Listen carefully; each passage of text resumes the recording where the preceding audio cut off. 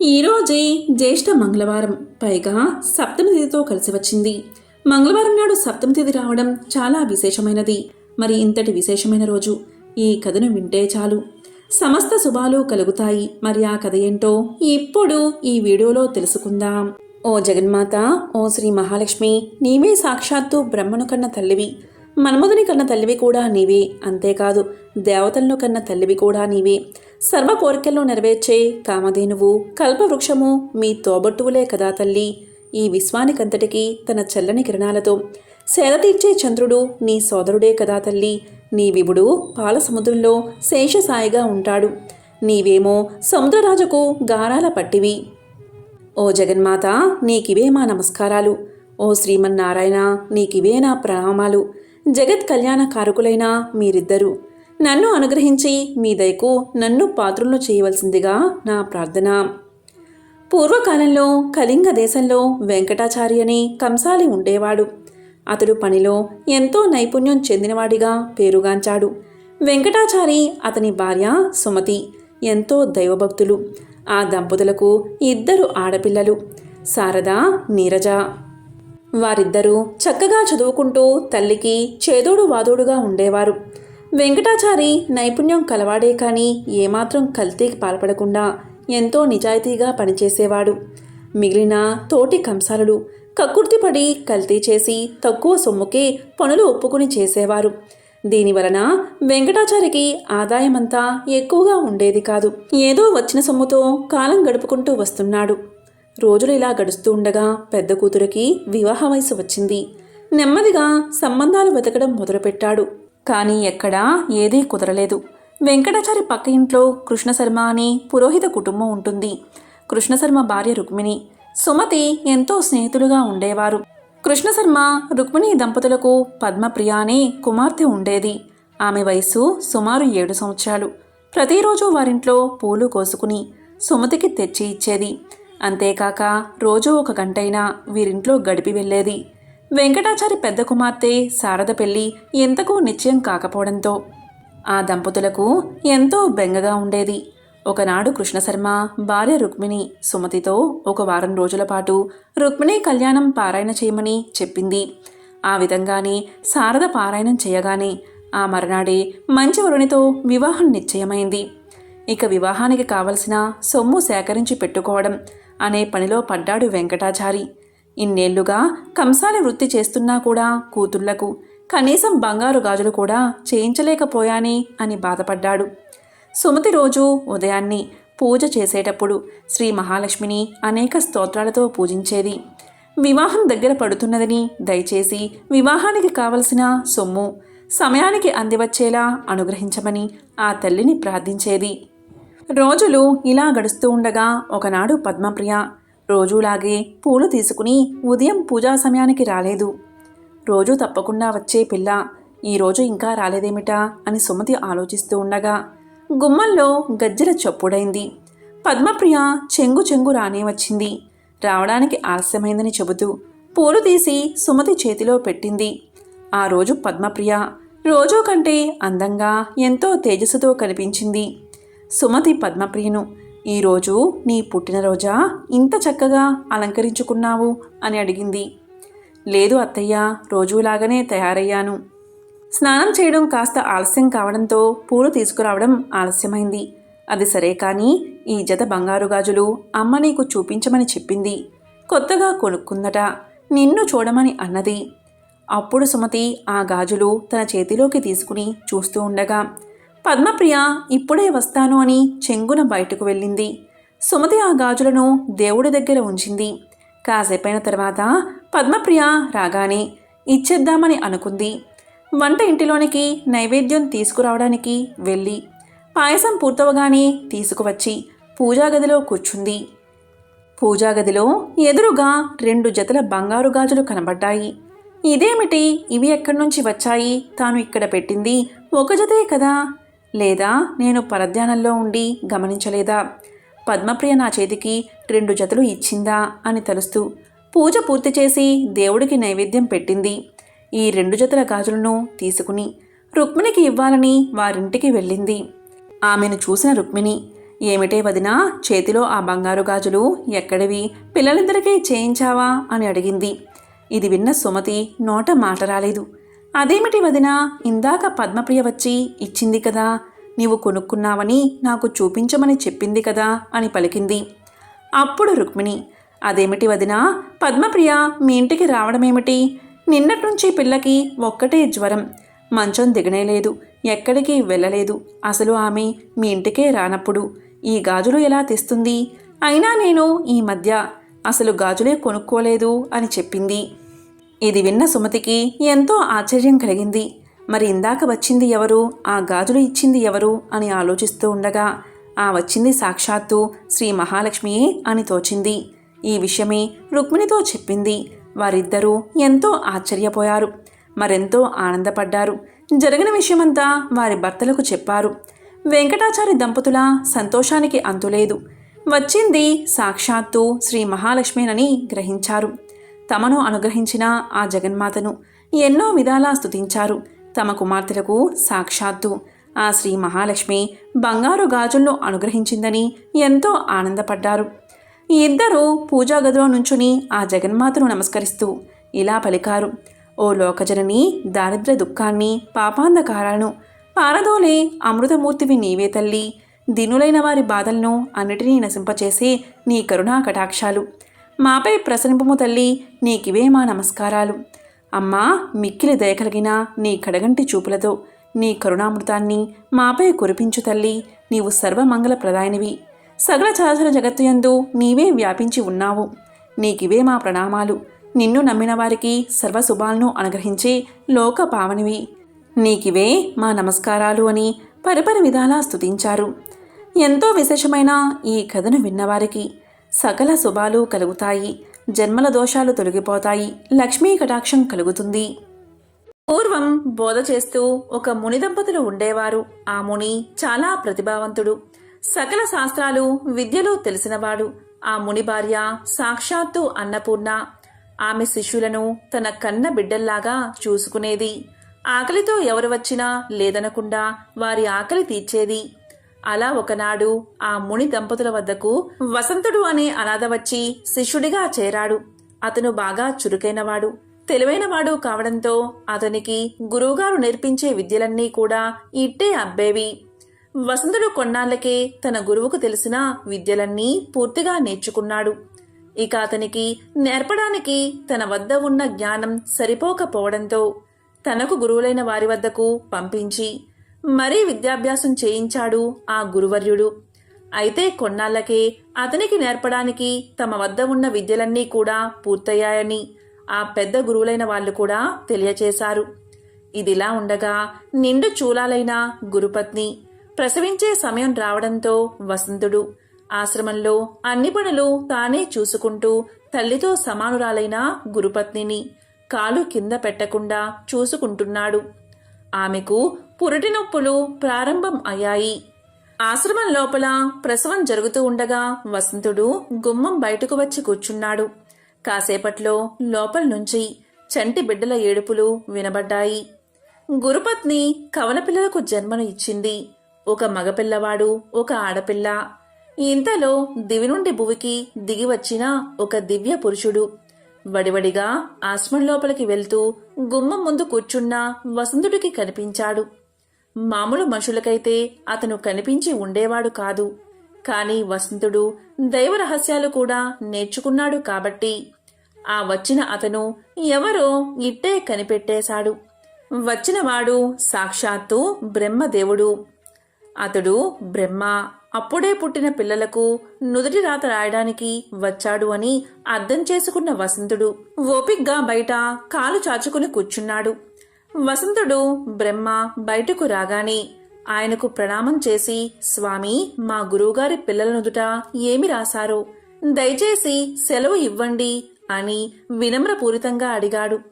బ్రహ్మ తన్ని చూడగలిగిన ఆ పిల్లవాడు సామాన్యుడు కాదు అని తెలుసుకుని వసంతుడు అడిగిన విధానానికి ముచ్చటపడి ఇతరులకు చెప్పకూడని రహస్యాన్ని అతనికి చెప్పడానికి నిర్ణయించుకున్నాడు.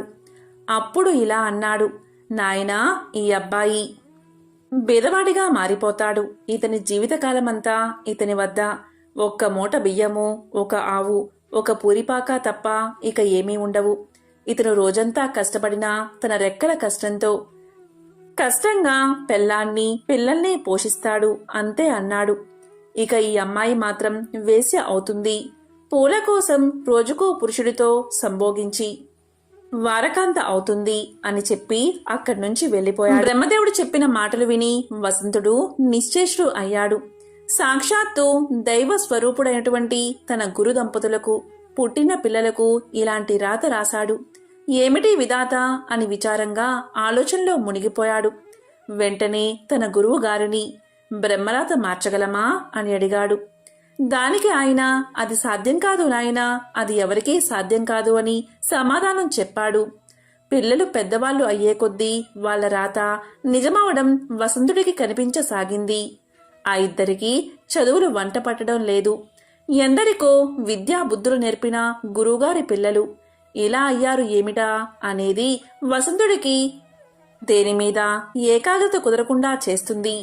దానికి తోడు ఆ పిల్లలిద్దరూ వసంతుడి వెంటపడి అన్నయ్య అన్నయ్య అని తిరుగుతూ ఉంటే అతనికి దుఃఖం మరింత ఎక్కువ కాసాగింది.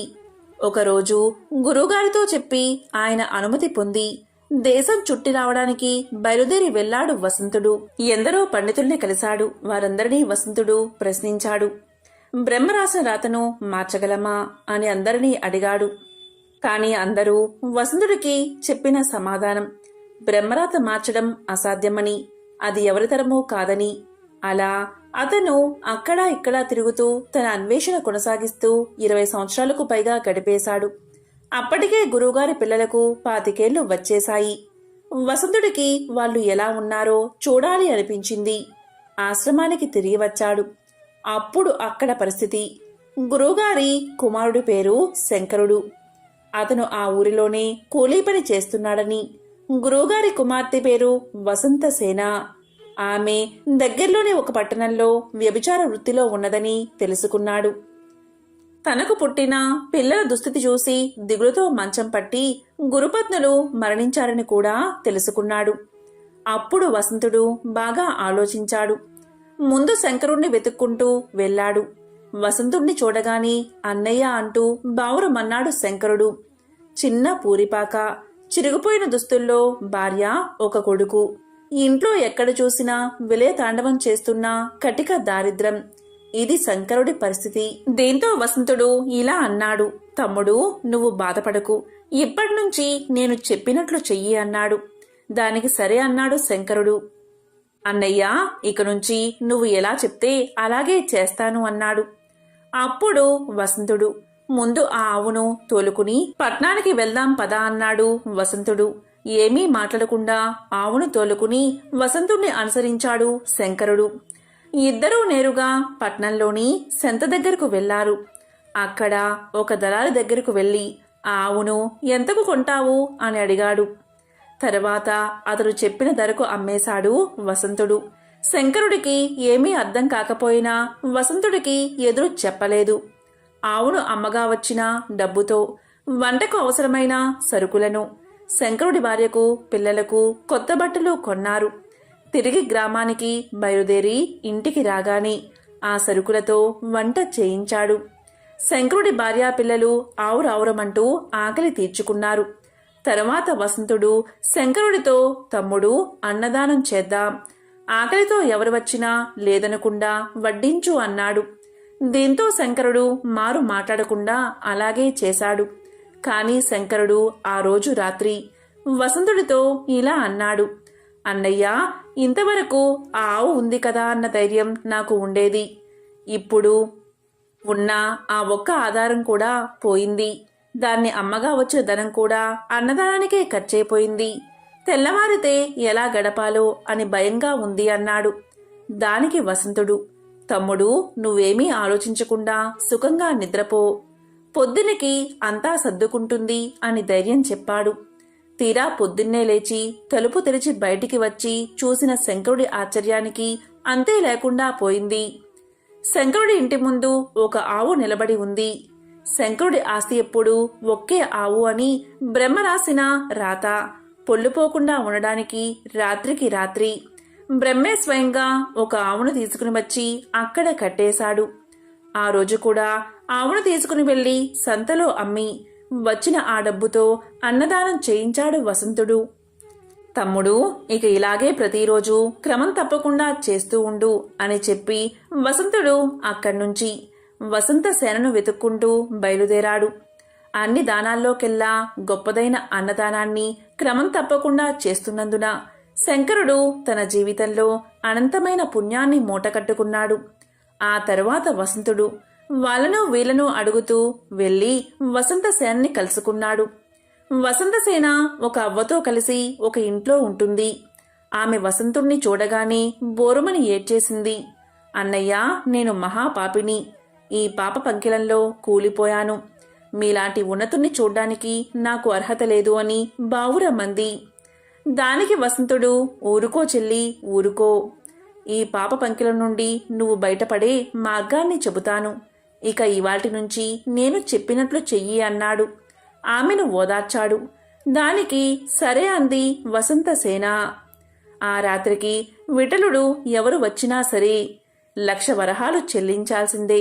1,00,000 వరహాలు చెల్లిస్తేనే లోపలికి ప్రవేశమని చెప్పమని అక్కడ ఉన్న వసంతసేనతో ఉన్న అవ్వకు చెప్పాడు. దానికి ఆశ్చర్యపోతూ అవ్వా, అయ్యా, ఇది జరిగే వ్యవహారం కాదు అని ఏదో చెప్పబోయింది. వసంతుడు ఆమెను మధ్యలోనే వారించి నేను చెప్పినట్లు చెయ్యి అన్నాడు. ఆజ్ఞాపిస్తున్నట్లుగా అన్నాడు. ఆ రాత్రి 2-3 విడులు వచ్చి 1,00,000 వరహాలు అనగాని వెనుతిరిగి వెళ్లిపోయారు. అది వాళ్ళు ఊహించలేని మొత్తం. కాని అర్ధరాత్రి సమీపిస్తుంది అనగా ఒక మహాపురుషుడు మాత్రం 1,00,000 వరహాలతో వచ్చి ఆ రాత్రి వసంతసేనతో గడిపి వెళ్లాడు. ఆ మరుసటి రోజు రాత్రి కూడా అలాగే జరిగింది. తన రాత తప్పకుండా వసంతసేనకు దగ్గరకు వచ్చింది సాక్షాత్తు బ్రహ్మే అని వసంతుడికి తెలుసు. అలా బ్రహ్మ ఆమె దగ్గరకు రావడం వల్ల ఆమె మూటగట్టుకున్న పాపాలన్నీ కూడా నశించిపోయాయి. ఆమె జన్మ చరితార్థం అయింది. అలా వసంతుడు వాళ్ళిద్దరి చేత పుణ్యకర్మలు చేయించి గురుపత్నుల రుణం తీర్చుకున్నాడు. ఈ ప్రపంచంలో ప్రతి జీవి నుదుట తల రాసేది బ్రహ్మే. అయినా దాన్ని చక్కగా తీర్చిదిద్దుకునే శక్తిని, అవకాశాన్ని మాత్రం ప్రతి జీవికి ఇచ్చాడు అని దాన్ని నిరూపించాడు. అలా బ్రహ్మరాతను సైతం బ్రహ్మాండమైన రాతగా మార్చి చూపించాడు వసంతుడు. పూర్వకాలంలో రఘువంశపు రాజైన దిలీపునికి చాలా కాలం వరకు సంతానం కలగలేదు. అప్పుడు దిలీపుడు తన అర్ధాంగి అయిన సుదక్షిణాదేవితో సహా సద్గురు దర్శనం కోసం వశిష్ఠ మహర్షి ఆశ్రమానికి చేరుకున్నాడు. తనకు గల బాధను వశిష్ఠ మహర్షికి చెప్పాడు. అప్పుడు 1 నిమిషం ధ్యానం చేసి వశిష్ఠుల వారు ఇలా అన్నారు. నాయనా, నీవొకసారి దేవేంద్ర లోకం వెళ్లి తిరిగి వస్తున్నప్పుడు కల్పవృక్ష ఛాయలో ఉన్న కామధేనువును గమనించలేదు. గోవు కనబడగాని నమస్కారం చేసి ప్రదక్షిణం చెయ్యాలి. ఇక కామధేనువు మాట వేరే చెప్పాలా? సర్వధర్మాలు తెలిసిన నీవు అప్పుడు ఋతుస్నాత అయిన నీ భార్య దగ్గర ఉండాలి అన్న ధర్మాన్ని పాటించే తొందరలో వేగంగా నీ మందిరానికి చేరుకుందామని వస్తూ ఉన్నావు. ఆ కారణంగా నీవు ఆ కామధేనువును గమనించకై వచ్చేశావు. నీచే పూజ వ్యతిక్రమం జరిగింది. పూజల్లో గుర్తించకపోవడం శ్రేయస్సుకు భంగకరం కదా. అప్పుడు కామధేనువు, రాజా, నన్ను పూజించకని తొందరలో ఉండి వెళ్లిపోతున్నావు. నా సంతానమును సేవించినా కాని నీకు సంతానం కలగదు అని చెప్పింది. కాని రథవేగం వల్ల వాయుధ్వని కారణంగా నీకు గాని నీ సారథికి కాని ఆ కామధేనువు చెప్పిన మాటలు వినబడలేదు. నాయనా, తెలిసి చేసినా తెలియక చేసినా కర్మఫలాన్ని అనుభవించక తప్పదు. చేసిన తప్పును సరిదిద్దుకుని ప్రగతి పదంలో నడిచేవాడు ఉత్తముడు. కాబట్టి నీవు గోసేవ చేసి శ్రేయస్సును పొందు. వరుణుని యజ్ఞంలో పాలు, నెయ్యి, ధనధాన్యాలు సమకూర్చుటకై కామధేనువు పాతాళ లోకానికి వెళ్ళింది. ఆ గోమాత తిరిగి వచ్చేంత వరకు ఆమె సంతానమైన ఈ నందిని ధేనువును సేవించి తరించు. ఇలా వశిష్ఠుల వారు ఇదో చెప్తూ ఉండగాని ఆ నందిని ధేనువు రానే వచ్చింది. దిలీపుడు పరమసాధ్వి అయిన సుదక్షిణాదేవి ఆ నందిని ధేనువును సేవించడం ప్రారంభించారు. ఆ రాజదంపతులు నందిని ధేనువును నీడలాగా అనుసరించి సేవించారు. ఆ ధేనువు నిల్చుంటే నిల్చుని, కూర్చుని నీళ్లు తాగితే తాగి ఆ నందిని దేనువును ఆరాధించారు. ఇలా 21 రోజులు ఆ రాజదంపతులు దేను వ్రతాన్ని పరమభక్తితో చేశారు. వారి సేవకు సంతోషించిన నందిని దేనువు వారి భక్తిని పరీక్షిద్దామని హిమాలయాలలో ఒక గంభీర బిలంలోకి ప్రవేశించింది. త్రుటిలో ఒక సింహం ఆ హోమధేనువు మీద పడబోయింది. వెంటనే రాజు ఆ దేనువును కాపాడ్డానికి ధనుర్బాణాలు తీయబోయాడు. కాని ఆశ్చర్యం, చిత్రపటంలోని వీరుడిలాగా ఉండిపోయాడు. ఆ సింహం మాయ వల్ల స్థానువుగా ఉండిపోయాడు. ప్రగల్భంగా అప్పుడు సింహం ఇలా పలికింది: రాజా, గిరిజాధిపతి ఆజ్ఞ పొంది నేనీ పరిసరాల్లో విహరిస్తున్నాను. శివ కింకరుడును. నా మీద నీ శక్తులేమీ పనిచేయవు. నేను మామూలు సింహాన్ని కాదు. ప్రతిరోజు పరమేశ్వరుడు నందిని ఆరోహించేటప్పుడు నన్ను పాదపీడికగా వినియోగించి అనుగ్రహిస్తాడు. నేను నికుంభ మిత్రుడైన కుంభోదరుడును. పార్వతీదేవికి పుత్రప్రాయమైన ఈ దేవదారు వృక్షాన్ని కాపాడడానికి పరమశివుడు నన్నిక్కడ నియమించాడు. ఈ ప్రాంతానికి వచ్చే ఏ మృగాన్నైనా భక్షించే అధికారం నాకు ఉంది. నా పరాక్రమం, బాహుబలం వృధా అవుతున్నాయే. ఈ నందిని దేనువును కాపాడలేకపోతున్నాని అని అనుకుంటున్న రాజు, నేను కుంభోదరుడను, శివ కింకరుడను అన్న మాటలు వినగానే కొంచెం కుదుటపడ్డాడు.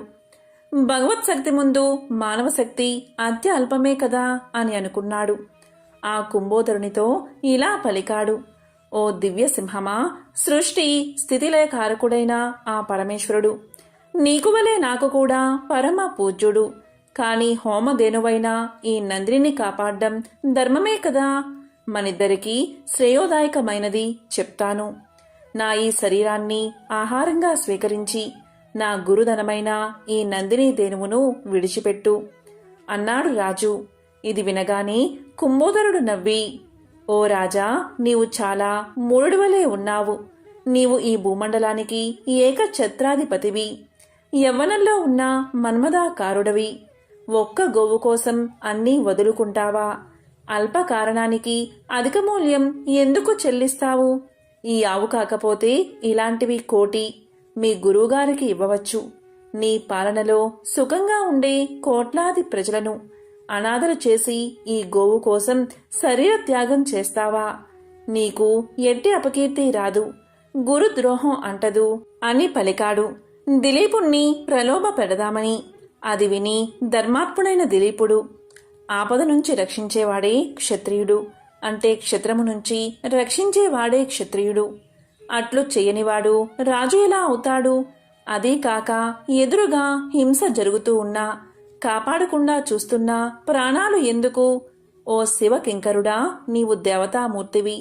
నా శరీరాన్ని స్వీకరించి ఈ దేనువును విడిచి నా ప్రార్థన మన్నించు అని పలికాడు మహారాజు.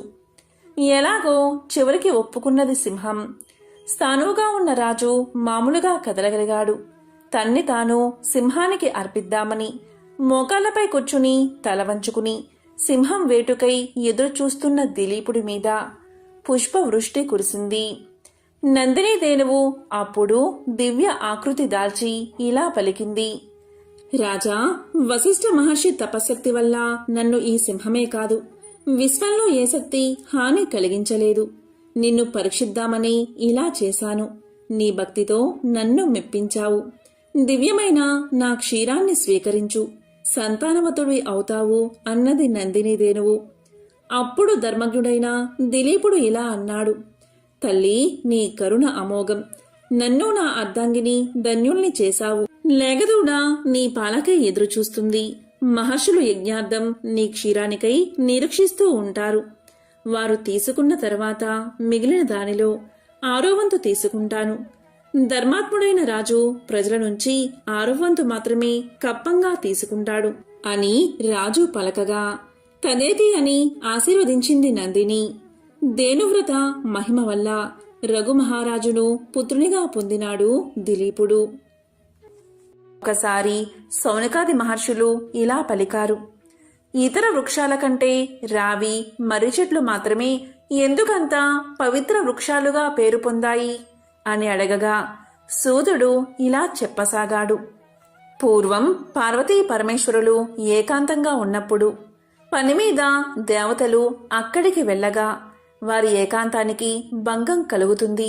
దీనికి పార్వతీదేవి ఎంతో కోపగించి మా ఏకాంతాన్ని భంగం చేశారు కాబట్టి భూలోకంలో చెట్లుగా పడి ఉండండి అని శపిస్తుంది దేవతలని. పార్వతీదేవి పెట్టిన శాపానికి ఆ పరమేశ్వరుడితో సహా దేవతలందరూ వృక్షాలుగా మారిపోతారు. ఈ విధంగా దేవతలంతా వేరువేరు వృక్షాలుగా మారితే శ్రీ మహావిష్ణువు రావి చెట్టుగాను, మహాశివుడు మర్రి చెట్టుగాను మారిపోయారు. ఇలా రావి మర్రి చెట్లుగా మారిన శివకేశవులు జగదేక పూజనీయులు కాబట్టి ఆ చెట్లకు అంతటి పవిత్రత కలిగింది. వీటిలో రావి చెట్టు శని దృష్టికి సంబంధించిన కారణంగా శనివారం రోజు మాత్రమే పూజనీయమైనది.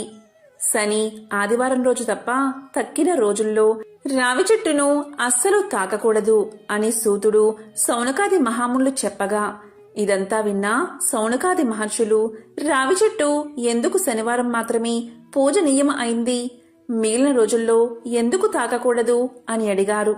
దానికి సూత మహర్షి ఇలా చెప్పసాగాడు. పూర్వం క్షీరసాగర మదనం జరిగినప్పుడు అనేక వస్తువుల్లో లక్ష్మీదేవిని, కౌస్తుభాన్ని శ్రీహరికి సమర్పించి తక్కిన సంపదనంతా దేవతలు తీసుకున్నారు. శ్రీ మహావిష్ణువు లక్ష్మీదేవిని వివాహం చేసుకోవాలి అనుకున్నాడు. కాని లక్ష్మీదేవి శ్రీ మహావిష్ణువుతో ఇలా పలుకుతుంది. దేవా, నాకన్నా పెద్దది అయిన నా అక్కయ్య ఉంది. ఆమెకు వివాహం కాకుండా చిన్నదైన నేను వివాహం చేసుకోవడం తగదు. కాబట్టి మా అక్క పెళ్లి గురించి ఆలోచించండి అని పలుకుతుంది. దాంతో శ్రీ మహావిష్ణువు లక్ష్మీదేవి అక్కగారైన జ్యేష్ఠాదేవిని ఉద్దాలకుడు అనే మహర్షికి ఇచ్చి వివాహం జరిపిస్తాడు. ఆ విధంగా ఉద్దాలకుడు జ్యేష్ఠాదేవిని తన ఆశ్రమానికి తీసుకువెళ్తాడు. ఆ తరువాత శ్రీ మహావిష్ణువు లక్ష్మీదేవిని వివాహం చేసుకుంటాడు. నిరంతరం ధూపదీప నైవేద్యాలతో నిండిన ఆశ్రమాన్ని చూసి, వేదఘోషతో మారుమోగుతున్న ఆశ్రమాన్ని చూసి, ఆశ్రమంలోని శుభ్రతను చూసి జ్యేష్ఠాదేవి దుఃఖిస్తూ, ఇది నాకు సరైన చోటు కాదు. శుభ్రంగా ఉన్న చోట, వేదాలు చదివే దగ్గర, అతిథి సత్కార్యాలు జరిగే దగ్గర, యజ్ఞాలు జరిగే దగ్గర నేను నివసించలేను. అదేవిధంగా ప్రేమగల భార్యాభర్తలు ఉండే చోట, పితృదేవతలను పూజించే చోట, నీతిగా ఉండేవారి దగ్గర, అబద్ధం ఆడనివారి ఇంట, ప్రేమగా మాట్లాడేవారి ఇంట, గురువులను పూజించే దగ్గర నేను ఉండలేను అంటుంది. దీంతో ఉద్దాలకుడు, మరి నీవు ఎక్కడ ఉంటావు అని అడుగుతాడు. దానికి జ్యేష్ఠాదేవి ఇలా సమాధానం చెప్తుంది.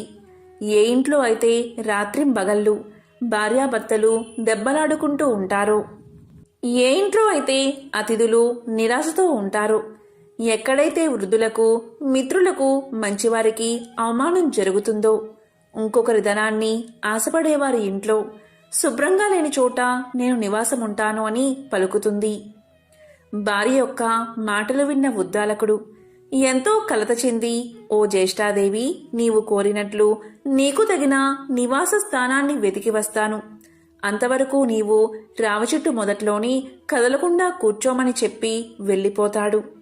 భర్త చెప్పింది ఆజ్ఞగా భావించి రావచెట్టు మొదట్లోని కూర్చుని ఉండిపోతుంది జ్యేష్ఠాదేవి. ఎన్ని రోజులు గడిచినా ఉద్దాలకుడు రాకపోవడంతో పతి విరహాన్ని భరించలేక జ్యేష్ఠాదేవి పెద్దగా రోదించడం మొదలు పెడుతుంది. ఆమె ఏడుపులు వైకుంఠంలో ఉన్న లక్ష్మీనారాయణలా చెవిలో పడతాయి. అది విన్న లక్ష్మీదేవి ఇలా అంటుంది. స్వామి, నా అక్క అయిన జ్యేష్ఠాదేవి ఎందుకో రోదిస్తుంది. ఆమె దగ్గరకు వెళ్ళి రండి అని మహావిష్ణువును కోరుతుంది. వెంటనే మహావిష్ణువు జ్యేష్ఠాదేవి దగ్గరకు వెళ్తాడు. ఆమెతో ఇలా పలుకుతాడు. ఓ జ్యేష్ఠాదేవి, ఈ రావి చెట్టు నా అంశతో నిండి ఉంటుంది. పైగా నీకు తోడుగా ఈ రావి చెట్టు మొదట్లోనే శనిదేవుడు కూడా ఉంటాడు. కాబట్టి నువ్వు రావి చెట్టు మొదట్లో స్థిర నివాసం ఏర్పరచుకుని ఉండు అని పలుకుతాడు. దానికి జ్యేష్ఠాదేవి, ఓ మహావిష్ణు ప్రభు, ఇక్కడ నన్ను ఎవరూ పూజించడం లేదు అని పలుకుతుంది. దానికి శ్రీ మహావిష్ణువు ఇలా పలుకుతాడు. వారంలో శనివారం రోజు నిన్ను పూజించేవారి ఇంటయందు లక్ష్మీదేవి నివసిస్తుంది. వారంలో శనివారం రోజు ఎవరైతే రావి చెట్టును తాకుతారో వారిని అదృష్టం వరిస్తుంది. ఈ విధంగా ప్రతి శనివారం రావి చెట్టు పూజనీయంగా మారింది అని సూతుడు సౌనకాది మహాములకు చెప్తాడు. ఎవరైతే జ్యేష్ఠాదేవిని శనివారం రోజు షోడశోపచారాలతో పూజిస్తారో అలాంటి వారి పట్ల లక్ష్మీదేవి సంతోషించి సకల సంపదలను కురిపిస్తుందని సూతుడు తెలియచేస్తాడు. కాబట్టి ఈ వారంలో సోమ, మంగళ, బుధ, గురు, శుక్రవారాల్లో రావి చెట్టును తాకకూడదు. శని, ఆదివారాల్లో తాకవచ్చు. ఎవరైతే ఈ కథను వింటారో లేక చదువుతారో అలాంటి వారి జన్మల పాపాలు తొలగి కోటి జన్మల పుణ్యం వస్తుంది. సకల శుభాలు కలుగుతాయి.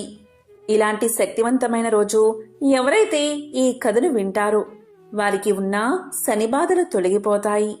కష్టాలు, దరిద్రం తొలగి ఐశ్వర్యవంతులు అవుతారు. మరి శనిదేవుడి మహిమను తెలిపే ఆ పవిత్ర కథ ఏంటో ఇప్పుడు తెలుసుకుందాం. పూర్వకాలంలో సుమేధుడు అని బ్రాహ్మణుడు నివసిస్తూ ఉండేవాడు. ఒకరోజు అతనికి ఒక కల వచ్చింది. ఆ కలను భార్యతో ఇలా చెప్పాడు. ఈ మధ్య నాకు కలలో ప్రతిరోజు ఒక నీలిరంగు దుస్తులు వేసుకున్న వ్యక్తి కనిపిస్తున్నాడు. మాటి మాటికి 7 సంవత్సరాలు నిన్ను పట్టుకుంటాను అని అంటున్నాడు అని భార్యకు తెలియజేశాడు. దాంతో భార్య ఇలా పలుకుతుంది. నీలిరంగు బట్టలు అంటే శనిదేవుడు. మీకు శనిదశ ప్రారంభం కాబోతుంది అని అర్థం. ఈసారి శనిదేవుడు కల్లో కనిపిస్తే పట్టుకోమని చెప్పండి. కానీ 2.25 కాలం కంటే ఎక్కువ ఉండడానికి ఒప్పుకోకండి అని భార్య తెలియచేస్తుంది. ఇక తర్వాత రోజు శనిదేవుడు సుమేధుడి కల్లో కనిపిస్తాడు. ఇక సుమేధుడు ఇలా పలుకుతాడు. ఓ శనిదేవా, నన్ను పట్టుకుంటావా అని అడుగుతాడు. దానికి శనిదేవుడు, ఓ బ్రాహ్మణుడా, నేను నీపై పూర్తిగా 7 సంవత్సరాల పాటు ఉంటాను అని పలకగాని దానికి సుమేధుడు, ఓ శనిదేవా, నేను అన్ని రోజులు నిన్ను భరించలేను అంటాడు.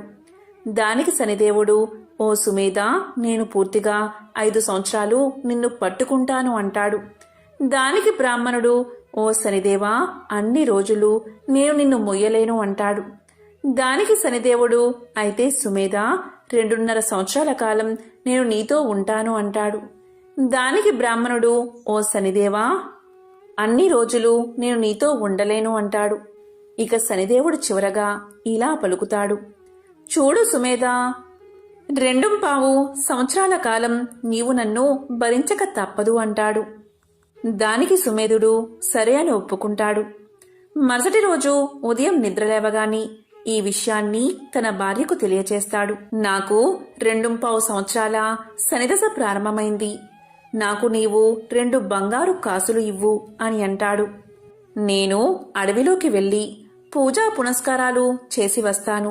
నీవు ఇంట్లోనే ఉండి పిల్లల్ని జాగ్రత్తగా చూసుకో. ఎవరితోనూ పోరు పెట్టుకోకు. అందరితో జాగ్రత్తగా ఉండు. ఇలా చెప్పి బ్రాహ్మణుడు అడవిలోకి వెళ్తాడు. అక్కడ ఒక చెట్టు కింద కూర్చుని పూజ చేసుకుంటూ ఉంటాడు. ఇలా ఒక కాలం గడుస్తుంది. ఇక బ్రాహ్మణుడు ఇలా అనుకుంటాడు.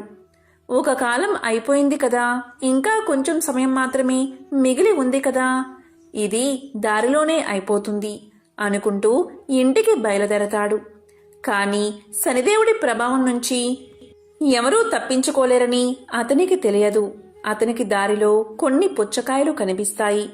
వాటిని ఇంటికి తీసుకువెళ్తాను అనుకుని అక్కడ ఎవరైనా ఉన్నారేమో అని గట్టిగా పిలుస్తాడు.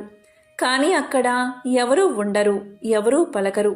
ఇక తన దగ్గర ఉన్న ఒక బంగారు నాణాన్ని అక్కడ పెట్టి 2 పుచ్చకాయలు కోసుకుని సంచిలో వేసుకుంటాడు.